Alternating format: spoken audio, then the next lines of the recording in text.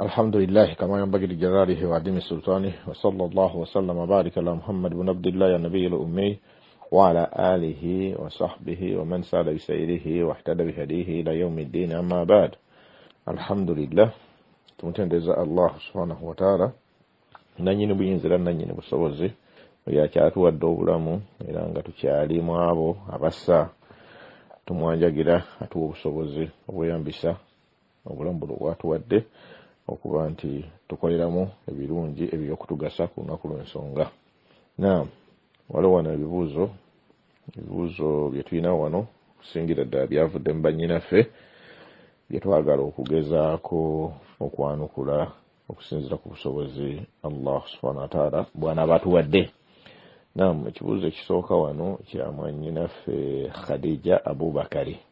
Mwannyinaffe Khadija Abubakari yabadde agamba bw'ati: Assalamu alaikum wa rahmatullahi wa barakatuhu. Bashaki baffe abalungi, barakallahu fikum wa jazakallahu khair. Tubeebaza nnyo bye mutusomesa, katusabe Allah atuma bulungi nammwe abadizeewo mujjenga. Ekibuuzo kyange ekisooka kiri nti waliwo we nasoma nti okusonga olugalo nga tuli mu ssola ng'otuuse ku ashhadu an la ilaha illallah kiri bid'a kizuule mu ddiini, ate abantu agamba nti sunna. Naye nsaba kuntangazaako kweyo ensonga nti kiriko obujulizi oba hadithi yonna ng'omubaka Nabi Muhammad sallallahu alaihi wasallam akikola oba basahaba be. Kyekibuuzo kyange ekyo. Naam, amatendo gonna amalungi ga Allahu subhanahu wa ta'ala. Ekibuuzo kitegerekese bulungi. Barakallahu fiik wa jazakillahu khairan. Ekyokuddamu wano ekyokuddamu biidhinillah ku kibuuzo kya mwannyinaffe ekyokunyeenya olugalo. Okunyeenya olugalo mu swala eyo sunna ya Nabbi sallallahu alaihi wasallama. Ensonga eno Sheikh Rujja agisomesezzaako emirundi giwera, ne ka vidiyo katabadde nnyo ng'alaga engeri olugalo gye lunyeenyezebwamu. Era simanyi lwaki mwannyinaze gwe ensonga eyo wali togifunangako. Sunna ya Nabbi sallallahu alaihi wasallama kwe kuba nti nno yanyeenyanga olugalo okuva lwe yatandikanga attashahhudu, bwe yatandikanga okugamba nti attahiyatu lillahi wassalawaatu wattayibaatu okutuuka yeekoma, ng'olugalo olwo abeera alunyeenya okutuusiza ddala lwatoola salaamu. Eyo sunna, ng'alunyeenyeza ddala okutuusa lwatoola salaamu. Kati Sheikh Albani ensonga eyo yagiraga mu salaatu nabi n'abalala. Sheikh Albani agamba nti Nabbi sallallahu alaihi wasallama yanyeenyanga olugalo. Nabbi sallallahu alaihi wasallama yasitulanga olugalo lwe, yuharrikuha yad'u biha, naaba ng'alunyeenya ng'alusabirako eddua amakulu ng'asaba mu tahiyatu olugalo luno ng'alunyeenya. Wayaqulu, Nabbi sasama yagamba nti lahiya ashaddu ala shaitan min alhadidi, nti olugalo olwo okulunyeenya okwo kwe tulunyeenya mu swala lukuba nnyo sitaani okusinga n'ekyuma, yani asababa, olugalo luno lwe tukozesa oluddiridde kyala kisajja. N'olwekyo olugalo olwo tulunyeenya okuva ku ntandikwa, so si wano ogambira nti nno ashhadu an la ilaha illallah. Nedda, tulunyeenya okuva ku ntandikwa okutuuka lwe tutoola salaamu. Sheikh Mashhur Hassan Asalmani hafidhahullah ensonga yaginnyonnyola bulungi nnyo mu kitabo kye Al-Qawlul Mubin, n'alaga nti olugalo luno tulunyeenya okuva ku ntandikwa okutuusiza ddala lwe tutoola salaamu. Eriyo abantu abamu ng'alussa bw'ati then alyoka atoola salaamu. Sheikh yagamba nti ekyo si kituufu. Olugalo luno sigala lunyeenya mpaka lw'omalayo salaamu zombi. Bw'oba otodde salaamu emu era bw'otyo, olumala okutoola salaamu ey'emu then olyoka olekeraawo okunyeenya olugalo. Agamba Sheikh nti wakana sallallahu alaihi wasallama yaf'alu dhalika fi tashahudaini jami'an. Olugalo luno yalunyeenyanga mutashahudu zombi eya wakati nesembayo. Nolwekyo mwanyinaze olugalo kiri mu sunna ya Nabbi sallallahu alayhi wasallam okulunyeenya, nga olunyeenya okuva ku ntandikwa olwogamba nti attahiyatu lillahi okutuusiza ddala olwogamba nti assalamu alaikum warahmatullahi wabarakatuhu. Kati nkusaba onoonyeka vidiyo ako akasheekhe Ahmad Muhammad Alluj ke yatukolera ng'alaga engeri olugalo olwo gye lunyeenyezebwamu. Onookatunuulira ojja kuyambibwa kiwanvu nnyo mu kutegeera olugalo olwo engeri gye lunyeenyezebwamu. Wallahu alam wa billahi at-tawfiq. Suubira ensonga eyo ogitegedde bulungi. Naam, ekibuuzo ekyokubiri kya mwannyinaffe Hanisha Haruna. Mwannyinaffe yadde agamba bw'ati: Assalamu alaikum wa rahmatullahi wa barakatuhu. Basheks baffe barakallahu fikum wa jazakumullahu khairan fi dunya wal akhirah. Sababu wa ekitiibwa abasiime ya rabbi abatusasuliremu ekisinga okuba ekirungi fi dunya wal akhirah. Naffe atuwa obusobozi ebitusomeseddwa tubiteeke mu nkola ya rabbi. Mpozi na shehe ekibuuzo kyange Sheikh Hamza aliwo ekibuuzo kyayanukulako. Kale katugeze nti nno ng'obadde ogenda kusala dhuhuri oba aswili n'atugamba nti obanga omaze okusoma al-Fatiha nga togenda kusoma sula ndala yonna oba olina okuleeta enniya. Kati kyembuuza Sheikh, enniya eyo gireeta ddi? Ogireeta otandika swala oba ogireeta omaliriza swala egundi ng'omaliriza laaka ebbiri? Awo nsaba kuntangazaamuko ssebo Sheikh. Assalamu alaikum wa rahmatullahi wa barakatuh. Hanisha Haruna. Naam, wa alaikum assalam wa rahmatullahi wa barakatuh. Barakallahu fiik wa jazakallahu khairan. Ekibuuzo kibaddemu engeri etategerekese bulungi. Simanyi ku ki ky'obuuza. Bw'oba ng'obuuza ku nsonga gye nayogerako ey'okusoma al-Fatiha yokka nga togenda kugattako ssuula, ebyo byali bigambo bya Sheikh Albani rahimahullah bye nali nkuwotinga. Sheikh Albani rahimahullah yagamba nti bw'oba ogenda kusoma al-Fatiha yokka, bw'oba ogenda okusoma al-Fatiha yokka mu raka ebbiri ezikulembera, tukimanyi kya mu nkola ya Nabbi sallallahu alaihi wasallam nti eraka ebbiri zino ezikulembera, eraka esooka n'eyokubiri, kya mu sunna okusoma al-Fatiha n'osomerako essuula. Si kya mpaka, wabula kya mu sunna okusomerako essuula. Kimanyiddwa nti Nabbi sallallahu alaihi wasallam bwe yabanga asomye surati al-Fatiha yasomerangako essuula. Kaakati kya mu sunna okuzisoma, naye bw'oba oyagadde obutazisoma, then Sheikh Albani agamba nti tova mu bbanga bw'otyo, wabula olina okuleeta enniya nti ngenda kusoma al-Fatiha yokka. Bw'otaleeta enniya ne weekanga nti weerabidde bwerabizi bw'omaze okusoma al-Fatiha n'okutama, Sheikh Albani agamba nti olina okuvunnama kuba kubadde kwerabira, tewaleese enniya nti ogenda kusoma al-Fatiha yokka. Kuba kimanyiddwa nti Nabbi sallallahu alaihi wasallam yasomanga al-Fatiha n'asomerako n'essuula.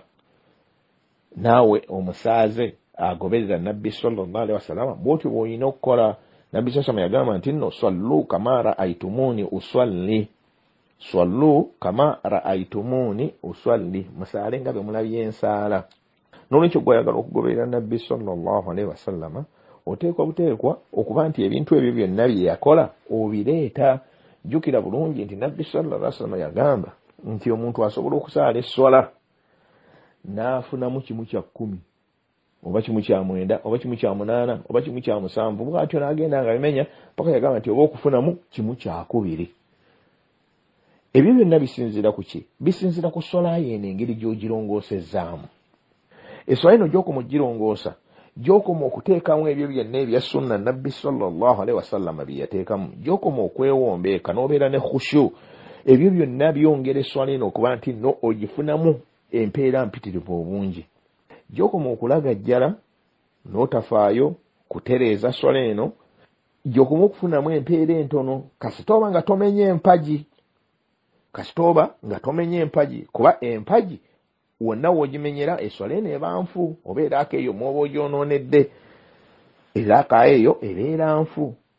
Naye bino ebirala ebisigadde ebya sunna, ebyo byo oba ebya waajibaati, bw'obireka esswala tefa. Naye ebya waajibaati olina okuvunnama. Kati Sheikh Albani agamba nti okusoma Al-Fatiha yokka. Wano bw'otandika okusoma Al-Fatiha, awo oleetere enniya nti ngenda kusoma Al-Fatiha yokka. So ate ono omulala y'abeera yeerabidde bwerabizi. Ayingira mu swala ng'agenda kusala esswala emanyiddwa eya bulijjo, Surat Al-Fatiha n'ogoberezaako n'essuula. Kati agenda okwekanga nga yeerabidde, agenda okujjukira ng'ali kuki, agenze ku ruku. Ate tolagirwa kuddayo nti ate oddemu osome essuula eno gy'omiisinze, nedda. Ogenda bugenzi mu maaso. Kati Sheikh Albani awo agambira nti olw'okuba weerabidde n'otasoma ssuula eno, then obeera olina okuvunnama oluvunnama olw'okwerabira. Allah yasinga okumanya ku nsonga eyo ey'okwerabira oba ey'okuleeta enniya mwannyinaffe gy'abadde abuuzaako, naye nga bigambo byali bya mukadde waffe Sheikh Albani rahimahullah bye nali nkwotinga ku nsonga eyo. Naye nga okusoma Al-Fatiha kiri mu sunna okusoma Al-Fatiha yokka. N'ogamba nti ngenda kusoma Al-Fatiha yokka mulaaka esooka, ne mu yokubiri, ne mu yokusatu, ne mu yokuna ngenda kusoma Al-Fatiha yokka. Ngera bwe kiri nti kya mu sunna okusoma Surat Al-Fatiha n'oteekako essuula. Mulaka zonna ekyo twakinyonyola bulungi mu bibuuzo ebyakulembera wiiki nga 2 eziyise. Sheikh Muhammad Saleh Al-Uthaymin engeri gy'annyonnyolamu ensonga eyo, n'abamanyi abalala ebigambo bye twakwotenga nga biraga nti okkirizibwa okusoma essuula mu raka 2 ezisembayo, n'osoma Al-Fatiha n'osomerako n'essuula. Naye nga sikyalubeerera ahyanan ebiseera ebimu. N'olwekyo mwannyinaze ensonga eyo bwetyo bweyimiridde. Barakallahu fiik wa jazakillahu khairan. Naam, mwannyinaffe omulala amanya saagategedde naye alina ebibuuzo 2. Ng'ekibuuzo kisooka yabadde agamba bw'ati: Assalamu alaikum wa rahmatullahi wa barakatuh. Sheikh, ekibuuzo nti bwemba ndeeta azikali zino ezatuba nga tugenda kwebaka, kati nga ndeeta nsoma essuula zino zetusoma neneesiimuula omubiri, nzikirizibwa ozisoma omulundi gumu zonna nga bwe tulina ozisoma esatu egyo, naye tikulusi neneesiimula omulundi gumu, oba tekikkirizibwa? Ekikkirizibwa kye kiri nti nsoma esatu neneesiimula, nensoma esatu ne bwe ntyo neneesiimula. Naam, wa alaikum assalamu wa rahmatullahi wa barakatuh. Naam, barakallahu fiik wa jazakillahu khaira. Mwannyinaffe ekibuuzo kitegeerekese bulungi. Kakati ku nsonga y'okusoma essuula 3 ekyokuddamu wa billahi tawfiq, nti ku nsonga y'okusoma essuula 3 zetusoma nga tugenda okwebaka, essuula ezo 3 ezisembayo mu Qur'ani, tukimanyi bulungi nti maama waffe Aisha yenna nnyini kunyumya hadisi eyo. Hadisi emanyiddwa bulungi, eri mu kitabo kya Bukhari. Hadisi eriko nsonga yonna eri mu kitabo kya Imam Bukhari, eva ku maama waffe Aisha ummul mu'minina, maama w'abakkiriza. Agamba nti anna nabiyya sallallahu alaihi wasallama kana idha awa ila firashihi kulla laylatin, mazima ddala nabbi sallallahu alaihi wasallama bwe yabanga agenda okwebaka, amakulu ng'ayingidde ekiriri kye ng'agenda kwebaka, kulla laylatin, buli kiro, owulira, kulla laylatin, buli kiro, jamaa kaffaihi, yagattanga ebibatu bye nga bwe tubigatta bwe tuti nga ogenda okusaba. Thumma nafatha fihima, then n'afujjamu obulusu. Fakaraa, n'asomeramu qul huwa Allahu ahad. Nasomeramu qul huwa Allahu ahad, iyo surati Ikhlas. Wa qul a'udhu bi rabbil falaq wa qul a'udhu bi rabbin nas. Nasomeramu sura ezisatu ezisembayo mu Qur'ani. Bwe yamalanga okuzisoma, thumma yamsahu bihima mastata'a min jasadihi. Bwe yamalanga okuzisoma, then yeesiiganga omubiri gwe gwonna buli wasobodde okutuuka. Yabda'u bihima ala ra'sihi, ng'atandikira ku mutwe gwe okusiiga, wa wajihihi, ne mu feesi, wa ma akbala min jasadihi, na buli wonna wasobodde okutuuka ku mubiri gwe. Olaba, buli wamu wasobodde okutuuka ku mubiri gwe, naye ng'atandikira ku mutwe. Mama waffe yamaliriza hadithi eno okutunnyonnyola n'okutunyumiza ebyabangawo mu kisenge, nga Nabbi sallallahu alaihi wasallam agenda okwebaka n'agamba nti yafalu dhalika 3 marrati. Ekyo yakikolanga emirundi 3. N'olwekyo mwannyinaze, sunna okugoberera enkola y'omubaka Muhammad sallallahu alaihi wasallama kwe kuteeka buli kimu we yakiteeka. Eno tusaana tukimanye nti ddiini ya Allah, eddiini ya Allah, Allah ye muteesi w'amateeka, ye yasomesa oba ye yalagira omubaka Muhammad sallallahu alaihi wasallama okutusomesa ebyo bye yatusomesa. N'olwekyo buli kintu we yakiteeka naffe we tuyina okukiteeka. Kati Nabbi sallallahu alaihi wasallama yasomanga, yagattanga ebibatu bye n'asomeramu essula 3. Oluvannyuma lw'okufujjamu obulusu n'asomeramu essula 3. Bwe yamalanga okuzisoma ne yeesiga omubiri gwe gwonna, n'addamu omulundi ogwokubiri, n'addamu ogwokusatu. N'olwekyo mwannyinaze, okugoberera omubaka Muhammad sallallahu alaihi wasallam naawe bw'olina okukola, so si kuzisoma zonna lumu. Nabbi sallallahu yali asobola bulungi okuzisoma omulundi ogumu, naye lwaki tiyesoma mulundi gumu? Lwaki? Nedda, kuba bw'atyo Allah subhanahu wa ta'ala si bwe yamulagira okukola. N'olwekyo mwannyinaze, bw'obanga oyagala okugoberera omubaka Muhammad sallallahu alaihi wasallam, naawe essuula ezo zisome ng'osoma 3 amakulu, qul huwa Allahu ahad, ne qul a'udhu bi rabbil falaq, ne qul a'udhu bi rabbin nas, ng'ozisoma zonsatule oluvannyuma lw'okufujja obulusu mu bibatu byo, then ne weesiga omubiri gwonna, n'oddamu n'okola bw'otyo omulundi ogwokubiri, n'oddamu n'okola bw'otyo omulundi ogwokusatu. Eyo y'enkola ejjibwa ku mubaka Muhammadin sallallahu alaihi wasallama. Enkola eyo Nabbi sasama yagigendererako nnyo, nga bw'olaba mama waffe wagambye nti kulla lailatin, buli kiro. Mama waffe atunyumiza mu hadisi endala n'agamba nti Nabbi sallallahu alaihi wasallam yalekangayo kwesiiga mubiri gwe oluvannyuma lw'okusoma essuula ezo, ne bwe yalwala mu bulwadde obwo obwasembayo, Allah subhanahu wa ta'ala mwe yayisiza okufa kwe. Mama waffe Aisha agamba nti yali amaanyi gamuwedde, naye nga nze nkimukola. Mama waffe Aisha agamba nti akimukola olw'obukulu bw'ensonga eno nti Nabbi sallallahu alaihi wasallam yagyesibangako nnyo. N'okyo tusaanidde naffe tukolenga Nabbi sallallahu alaihi wasallama bwe yakola, twekingiriza obubi bwa sitaani n'obubi obuva mu ffe ffennyini, ne mu bubi obuva mu majini ne mu bantu, nga essuula ezo bwe zitunnyonnyola. N'olwekyo mwannyinaze, ali muhimu nti okwanukula ekibuuzo kyo nti nedda, tozisoma mulundi gumu, wabula buli mulundi gukole bwagwo. Ekyo okikola emirundi 3 eyesunna y'omubaka Muhammadin sallallahu alaihi wasallama. Wallahu a'lam. Na mwannyinaffe ayinawo ekibuuzo ekyokubiri, era nga yabadde agamba bw'ati. Ekibuuzo ekirala nakijje ku musomo gwa Seeka Bakale we yabadde nga entandikwa y'ekitabo, kwe yagambye nti Ibiriisi bwe tuba tugyogerako tugikolimira, newankubadde nga yatuyigiriza ayati kursi saakitegedde bulungi, nsaba kunnyambako kukyongera ku kintangazaamu Ibiriisi ne ayati kursi yo, kyensaba okunyongera okuntangazaamu. Jazakumullahu khairan fi dunya wal akhirah. Assalamu alaikum wa rahmatullahi wa barakatuh. Naam, wa alaikum assalam wa rahmatullahi wa barakatuh. Barakallahu fiki wa jazakillahu khaira. Ekibuuzo kitegerekese mwannyinaffe. Ekibuuzo ekyo kibuuzo kirungi era kirimu ekyokuyiga kyamaanyi naye tugamba nti wabillahi tawfiq. Ensonga eyo sheekh gye yayogeddeko eva mu hadisi ya Abu Huraira radhiyallahu anhu.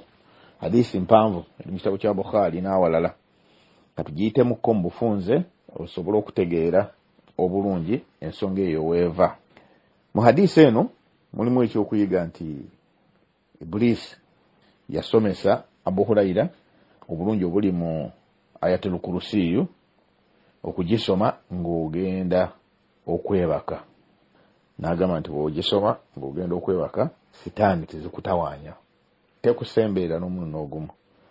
Kati hadisi egamba bw'eti: ani Abi Hurairata radhiyallahu anhu.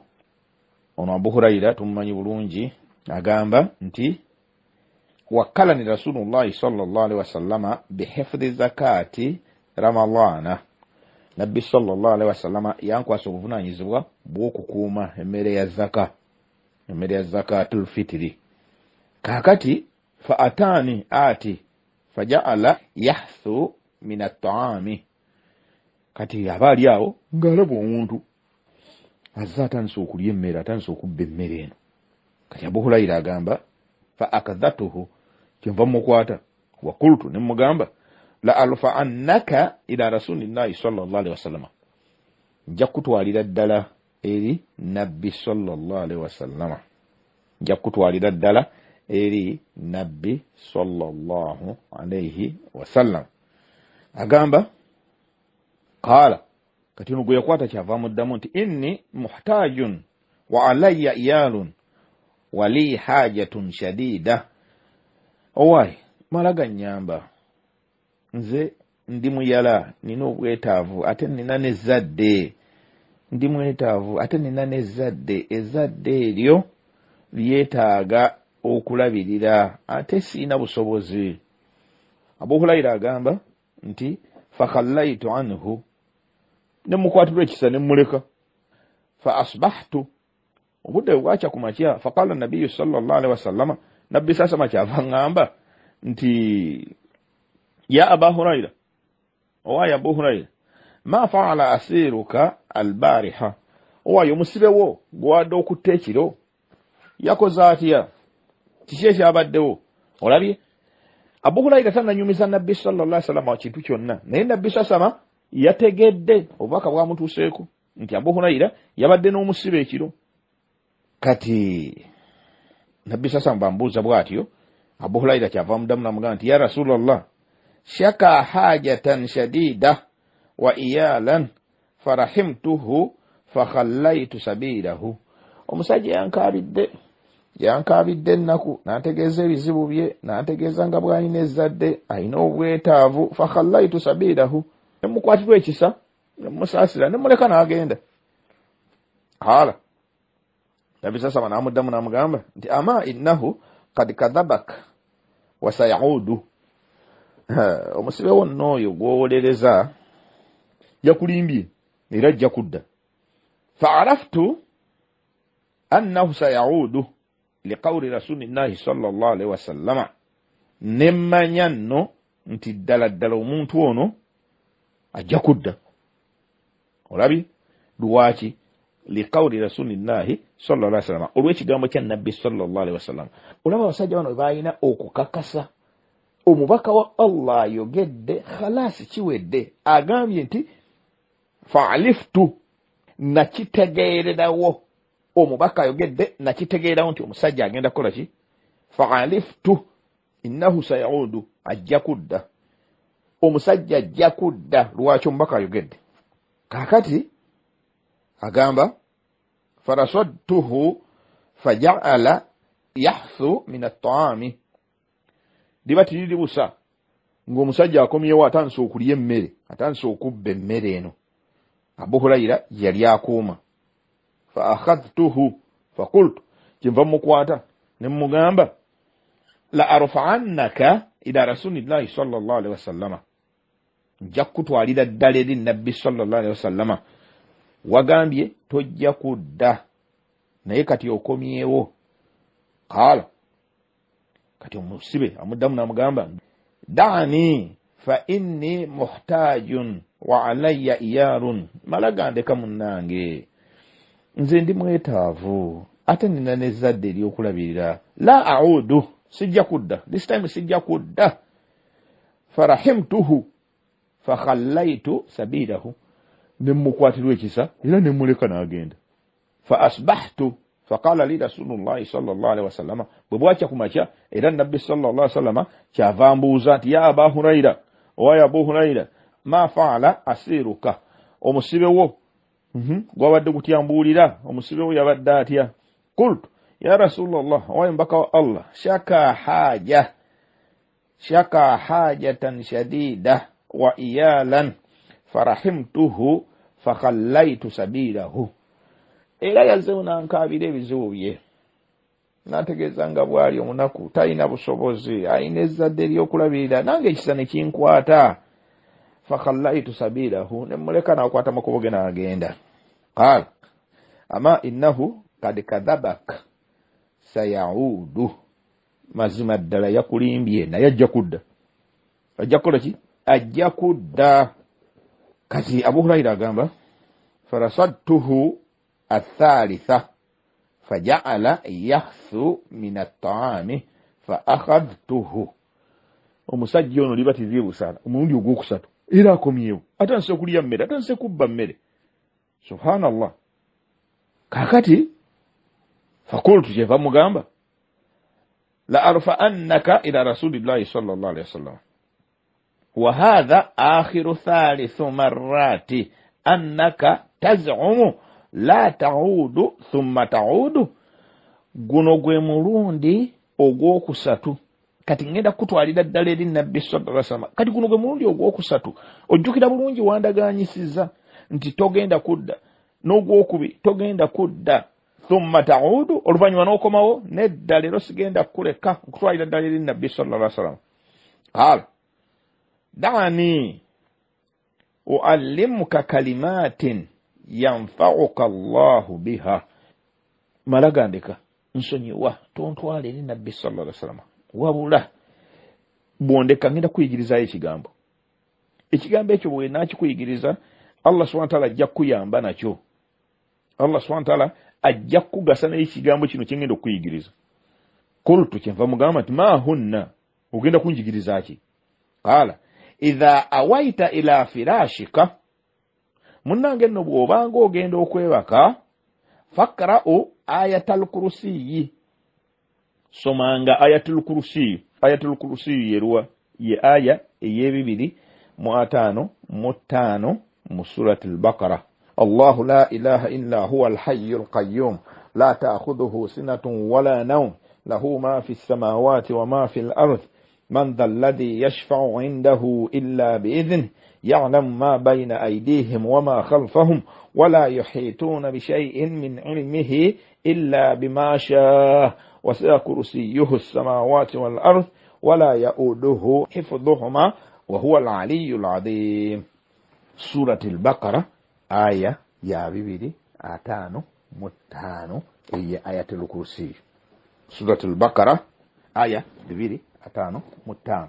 Iblisi emuyigiriza ekigambo kino emugambye etya nti Allah subhanahu wa ta'ala ajja kuyamba, ajja kugasa n'ekigambo kino, n'olwekyo malaga nsaasira, n'olwekyo nsaasira, ekigambo kino kijja kugasa.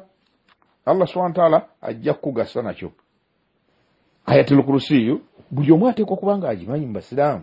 Allahu la ilaha illa huwa al-hayyul qayyum la ta'khudhuhu sinatun wala nawm له ما في السماوات وما في الأرض من ذا الذي يشفع عنده إلا بإذنه يعلم ما بين أيديهم وما خلفهم ولا يحيطون بشيء من علمه إلا بما شاء وسع كرسيه السماوات والأرض ولا يؤوده حفظهما وهو العلي العظيم.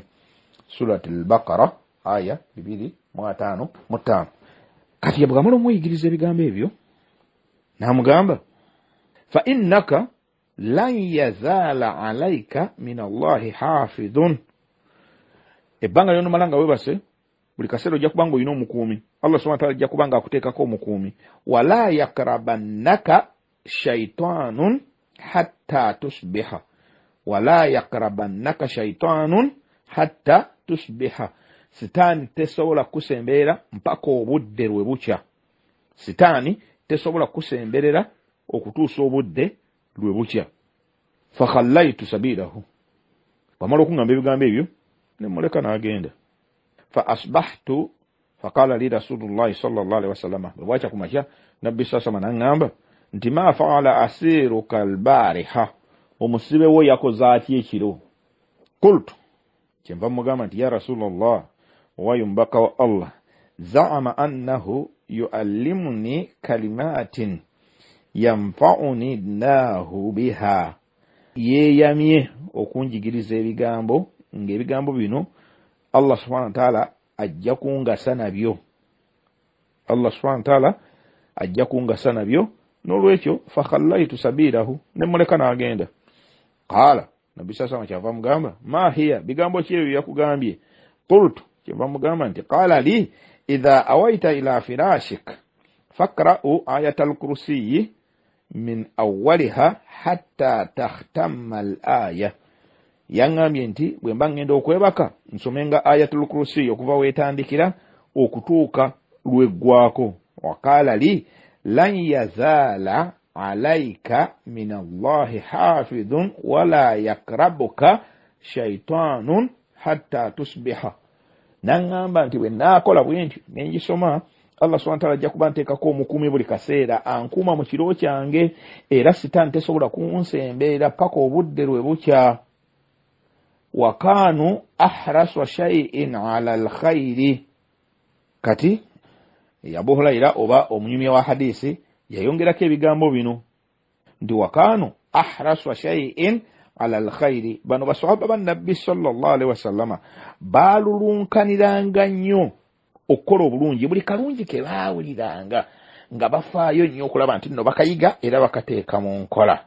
Baali so iga okuba nti nno bayiga nga balulunkana nnyo okuyiga obulungi. Kati agamba faqala nabiyyu sallallahu alaihi wasallama Nabbi sallallahu alaihi wasallam agamba ama innahu qad sadaqak. Ama innahu qad sadaqak wa huwa kadhubun. Munnange nno nkubuulire oyo yakukyalidde oyo wedda gw'oli naye ebiseera ebyo byonna ennaku ezo eziyise gw'obadde owanyisiganya naye ebigambo ng'akwegayirira nta tontwala nkutwala tontwala yakubuulidde mazima so nga ate mulimba nnyo. This time ebigambo byakugambye byabadde bya mazima so nga ate mulimba nnyo. Ta'lam man tukhatibu mundu 3 layalin ya Aba Huraira.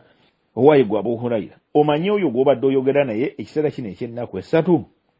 Abu Huraira n'amuddamu nti la nedda simanyi. Qala n'amugamba nti no dhaaka shaytanun. Dhaaka shaytanun. Oyo nno yabadde sitaani yakuyigiriza ebyo. Mulimba wankukunala kuba buli lwajja eri omuddu akubuzaabuza n'akulimba asobole okukusuuza obubonero naye ku luno yakubuulidde mazima. Awo nno we tujja obukulu bw'okusoma ayatul kursi gwe tuba tugenda okwebaka. Hadisi mu kitabo kya Bukhari ku namba 2311 n'abamanyi abalala bagiwandiika. N'olwekyo mwannyinaffe mwannyinaze omulungi ensonga Sheikh Abubakari Serunkuuma gye yayogeddeko oba gye yayogerako mu musomo nti Iblis tumukolimira wadde nga yatuyigirizayo ekirungi yatuyigiriza ayatul kursi engeri gye tugisoma nga tugenda okwebaka n'obulungi obugirimu naye mukolimire era buli lwe tumwogerako nga tumukolimira Iblis al-la'ini omukolimire Allah subhanahu wa ta'ala yamukolimira naffe tulina kukola ki tulina kumukolimira. N'olwekyo ensonga bwetyo bweyimiridde kansuubira nti nno mu bigambo ebyo ofunyemu ekyokuyiga era ojja kutandika okuba nti nno oteeka mu nkola ensonga eyo. Aye eyo genda ogyeyigirize na buli omu atagimanyi gyeyigirize tomiisinga kugisoma ng'ogenda okwebaka anti otegedde Nabbi sasama akonye mu sitampu nti ono omulimba ku luno yayogedde mazima buli lwogisoma ng'ogenda okwebaka Allah subhanahu wa ta'ala akuteekako omukuumi akukuuma ate sitaani tesobola kusemberera mpaka lwe bukya. Barakallahu fikum wa jazakumullahu khairan. N'olwekyo baddu ba Allah bulungi abakkiriza ebyo byebibuuzo bye tusobodde okwanukulako olwaleero. Tusaba Allah subhanahu wa ta'ala abe nga atuteebesezza obutuufu bw'ensonga ate era tumwanjagira ensobi ezibaddemu ezo zaffe ngaffe azitusonyiwe era aleme kuzibafuulira ezibabuza. Tumwanjagira tuteeke mu abo abajja okuteeka mu nkola ebyo bituyiga. Tubeera abantu abayitiriza okusoma ayatul kursiyu naddala nga tugenda okwebaka n'oluvannyuma lwa buli swala, kubanga nabbi sasama yagamba nti omuntu asoma ayatul kursiyu oluvannyuma lw'essola teriyo kimugaana kuyingira jjana okuggyako okufa. Buli luvannyuma lwa swala eza maktuba. N'olwekyo ebigambo bingi abamanyi bye boogera ku ayatul kursiyu eyo erimu tawhidi mungi nnyo, erimu tawhidi mungi nnyo n'ebirala bye tuba tufunye ku biseera tugenda kugitinkuulamuko tulabe, kuba musomesa wange sheekhe wange rahimahullah Abu Islam mu kitabo kye Madakhili Shaitan yaginnyonnyola bulungi nnyo n'alaga tawhidi agirimu n'emigaso emingi egidda eri omuddu. N'olwekyo bwe tuba tufunye ebiseera inshallah tugenda kugitunulamu tulabe tufunemu emigaso ekyo inshallah. Barakallahu fikum wa jazakumullahu khairan. Allah subhanahu wa ta'ala yasinga okumanya ku byonna tumusaba akkirize kaweefube waffe. Wa sallallahu wa sallama baraka ala Muhammad ibn Abdillah ya nabiyyil ummi wa ala alihi wa sahbihi wa sallam walhamdulillahi rabbil alamin. سبحانك اللهم وبحمدك أشهد أن لا إله إلا أنت أستغفرك وأتوب إليك والسلام عليكم ورحمة الله وبركاته.